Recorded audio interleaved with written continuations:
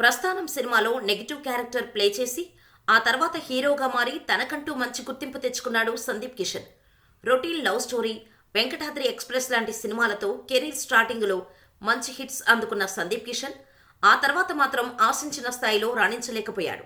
తెలుగు, తమిళ భాషల్లో back to back సినిమాలైతే చేస్తున్నాడు కానీ సందీప్ కిషన్కు హిట్ మాత్రం అందరి ద్రాక్షగానే ఉంది. టాలెంట్ ఉండి, మంచి కాంటాక్ట్స్ ఉండి, లక్కు మాత్రమే లేని హీరోగా సందీప్ కిషన్ కెరీర్ సాగిస్తున్నాడు. కానీ తిరిగి కెరీర్ను హిట్ ట్రాక్ ఎక్కాలి అనే కసితో సినిమాలు చేస్తూనే ఉన్నాడు సందీప్. అంతేకాదు, లాస్ట్ ఇయర్ మైఖేల్ అనే సినిమా పాన్ ఇండియా ఎంట్రీ కూడా ఇచ్చాడు. అయినా కూడా మైఖేల్ డిసప్పాయింట్ చేసింది.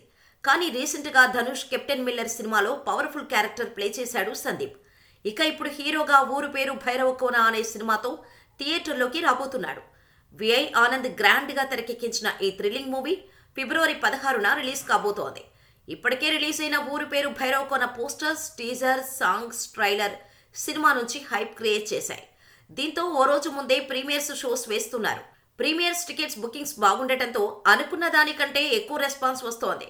ఖచ్చితంగా ఈ సినిమా సందీప్ను సక్సెస్ ట్రాక్ ఎక్కిస్తుందనే నమ్మకం ఉందంటున్నారు. మరి ఈ సినిమాతోనైనా సందీప్ హిట్ కొడతాడేమో చూడాలి.